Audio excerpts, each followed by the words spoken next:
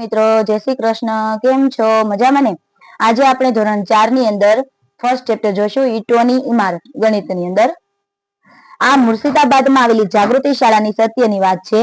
જ્યારે શાળાની ઇમારત ચણાઈ રહી હતી ત્યારે એવું નક્કી કર્યું કે શાળાની દિવાલો અને જમીન પર ઈંટોથી પેટર્ન બનાવી. જમાલ, કાલુ અને પિયર આ કામના કડિયા હતા. તેઓને શાળાની ઇમારત માટે નવી નવી યુક્તિઓ જોઈતી હતી. આથી તેઓ તેમના અન્ય મિત્રો સાથે લઈને મુર્શિદ કુલી ખાનનો જૂનો મકબરો જોવા ગયા. આ એનું ચિત્ર છે, જુઓ.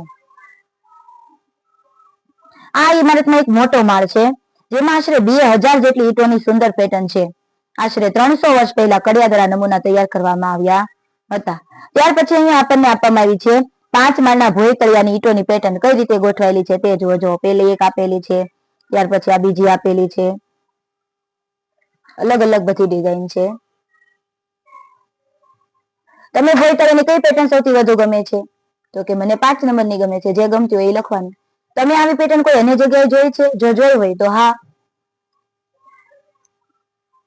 કડિયા ખૂબ જ રોમાંચિત થઈને પાછા ફર્યા. જમાલે કહ્યું, ઓહો, તે દિવસોમાં પણ તેઓની ઈંટની કેટલી બધી રસપ્રદ પેટર્ન બનાવેલ છે. આપણે એ જ ભૂલી ગયા. ચાલો આપણે આપણી શાળાની જમીન પર આવી પેટર્ન રચીએ. દરેક કડિયાની ઈંટથી અલગ અલગ પેટર્ન બનાવી શાળાની તેમજ આ સુંદર ઇમારત માટે ગર્વ છે. બાળકો તેના પર હસતા, રમતા અને પોતાની રીતે નવી પેટર્ન પણ બનાવતા. ત્યાર પછી જુઓ, અહીંયા આપણે બધાએ શાળાની નીચે જે ગ્રાઉન્ડની અંદર આવી પેટર્ન બધા અલગ અલગ રીતે ઈંટો ગોઠવીને બનાવવામાં આવી છે. જેવી કે ક્રોસમાં, પછી આવી રીતના ક્રોસ 4 ડિઝાઇનમાં, કાંગરા ડિઝાઇન, ત્રિકોણ ડિઝાઇનમાં, 3 ઈંટોની લાઈનમાં, આવી રીતના સિંગલ સિંગલ સર્કલમાં, પછી પટ્ટા વાઇઝ બધી અલગ અલગ ડિઝાઇનો આપવામાં આવેલી છે, જુઓ. ત્યાર પછી કઈ પેટર્ન વર્તુળાકારમાં બનાવેલી છે? તો કે કઈ પેટર્નમાં તમે દર્પણ ચિત્ર જોઈ શકો છો? લીટી દોરો. કઈમાં કેમાં જોઈ શકીએ છીએ આપણે?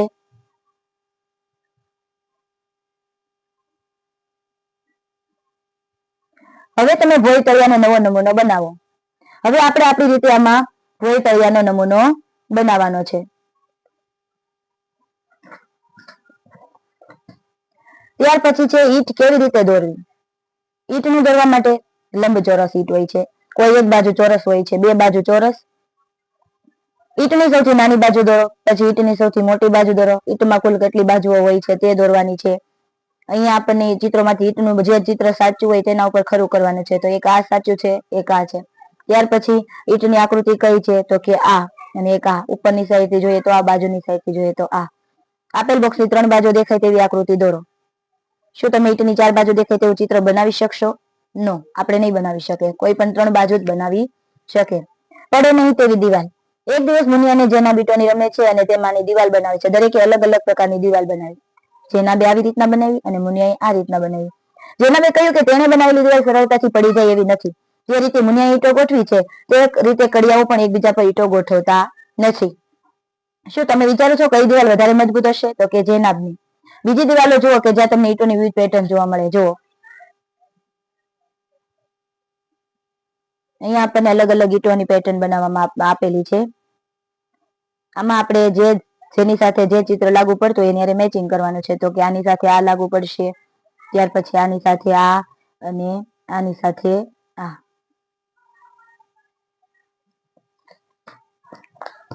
હવે અહીંયા આપણને ઈંટોની જાળીમાંથી જોવાનું છે કે કડિયાએ જાગૃત સ્કૂલ બનાવી તેમજ ઈંટોમાંથી જુદી જુદી જાળીઓની પેટર્ન દિવાલ પણ કરી. જુઓ, એમાં પણ અલગ અલગ પેટર્ન છે.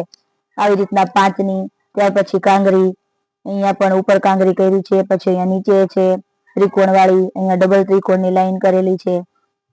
આવી રીતના અંદર અલગ અલગ ઘણી પ્રકારની તમે ડિઝાઇન, તમે બીજી કઈ અલગ ડિઝાઇન જોઈ હોય તો તમે જણાવો. ત્યાર પછી હવે બીજી સુંદર જાળીનું ચિત્ર છે. જુઓ, જો મિત્રો કેટલું સરસ દેખાઈ રહ્યું છે. દિવાલમાં કેટલીક ઈંટોને લાલ રંગ કરી પોતાની જાળીની પેટર્ન બનાવો. આવી જ રીતના આપણે પણ અલગ જાળી, તમને કોઈ પણ ચિત્રમાં આવતું હોય મનમાં કે જાળી કઈ જોયેલી હોય તો ઈ ઈંટોમાં કલર કરી આવી રીતના તમે ચિત્ર કરવાનું છે, તમારી જાળી બનાવવાની છે. ત્યાર પછી આપણે શેના ચિત્રમાં તમે બારી જોઈ શકો છો, જે આ ઝરૂખો છે.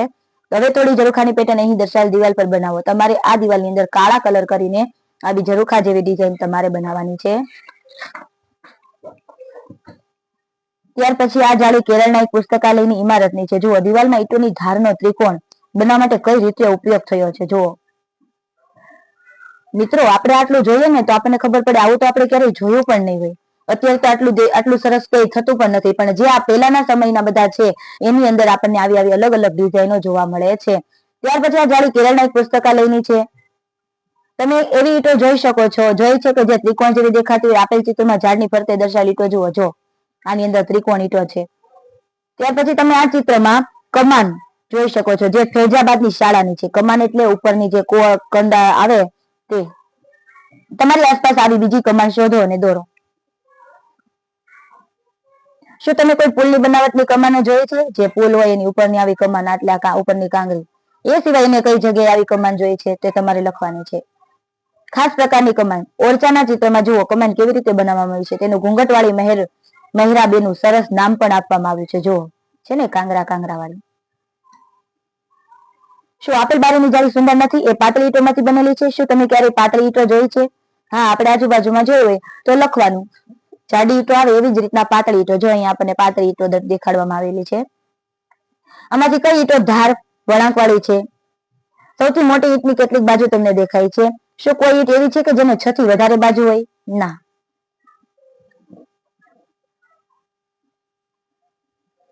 હવે અહીંયા તમારે ઈંટ માપી અને તેની લંબાઈ લખવાની છે, પહોળાઈ લખવાની છે અને તેની ઊંચાઈ પણ લખવાની છે.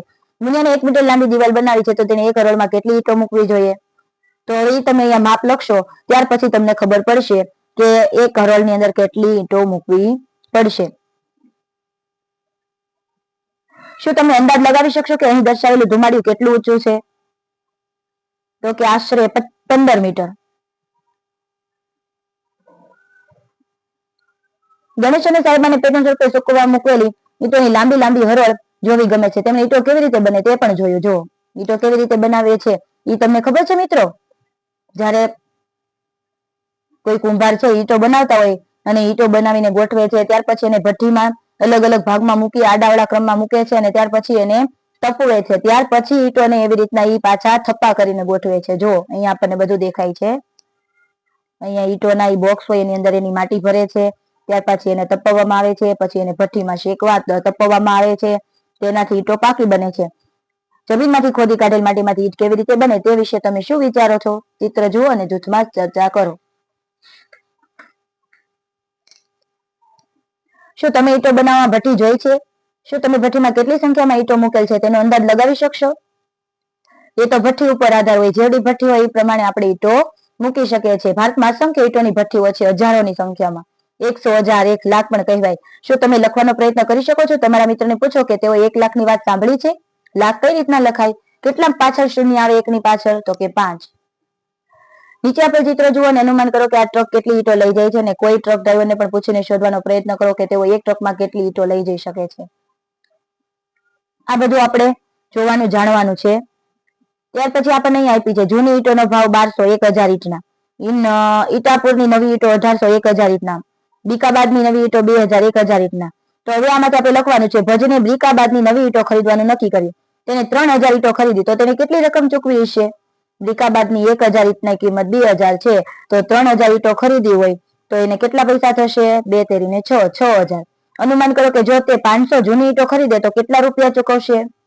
એને જૂની ઈંટો 500 ખરીદે છે, તો શું કરશું? 1000 ઈંટના 1200 છે, તો આપણે એનો ભાગાકાર કરવો પડશે.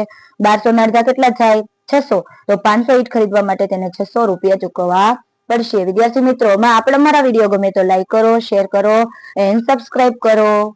Thank you.